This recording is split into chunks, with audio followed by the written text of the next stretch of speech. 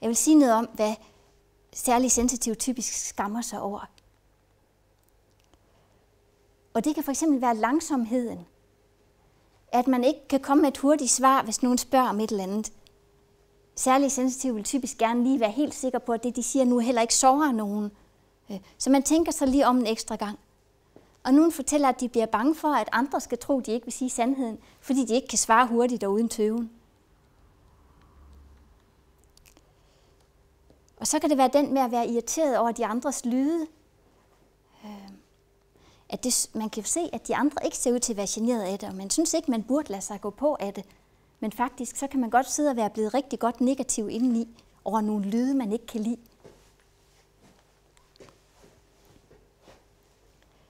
Så kan det være, at man typisk ikke overkommer så meget som mange andre. Så man møder måske en, der fortæller, at vedkommende har været, så var jeg på arbejde, og så var jeg lige ude at hente børn, og så var jeg ude at købe ind, og så var jeg lige til et arrangement, og så var der møde om aftenen, og hvad har du så lavet i dag? Og så er det, at man som sensitiv nogle gange kan ikke have så meget lyst til at fortælle, at man har måske siddet et par timer og set ud af vinduet, eller taget sig et middagshvil, eller hvad man nu har gjort. Og så kan det være, at man nogle gange ikke synes, man er så gæstfri, som man burde være. Det der med, at man får hurtigere nok, det gør, at man nogle gange sådan set er blevet mæt, før gæsterne er blevet mætte. Og det ligger ligesom i vores kultur, at verden skal blive ved med at byde på kaffe og kage, indtil gæsterne selv begynder at pakke sammen. Og hvis man så har nogle gæster, der bare ikke begynder at vise tegn på at ville hjem, men bare snakker og snakker, så kan man faktisk komme rigtig meget i klemme, hvis man er ved at blive godt overstimuleret. Og det er rigtig vigtigt, at man får sagt fra, inden man bliver for overstimuleret. Der skal nemlig et overskud til at finde den rigtige måde at sige det på, og til det hele taget at få sig taget sammen til at få det sagt. Og hvis man er kommet ud over den kant, hvor man ikke længere har overskud til det, så sidder man fanget i situationen. Jeg har talt med sensitive, der simpelthen lader være med at invitere gæster, fordi de frygter den her situation, at gæsterne de ikke tager hjem igen. Nogle fortæller, at de inviterer altid gæster sådan sidst på eftermiddagen, for så satser de på, at de skal hjem og lave mad. Så det er et stort problem for nogen, indtil de finder ud af at stå ved og sige det, som det er. Jeg aftaler for eksempel altid med mine gæster, både hvornår de kommer og hvornår de tager hjem. Og de ved godt, at det er sådan, jeg har det. Og så kan jeg meget bedre være intenst opmærksom til stede, når jeg ved, at det her det ikke skal fortsætte evindeligt, men det har en kant.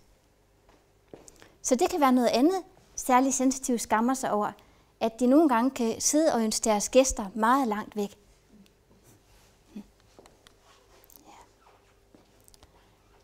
Og så kan det være det her med småsnak, som man typisk ikke er så interesseret i. Og da særligt sensitiv typisk er god til at lytte, så kommer man nogle gange til at lytte til langt mere af slagsen, end man egentlig bryder sig om. Og problemet er, at som særligt sensitiv, så vil man typisk gerne være meget høflig.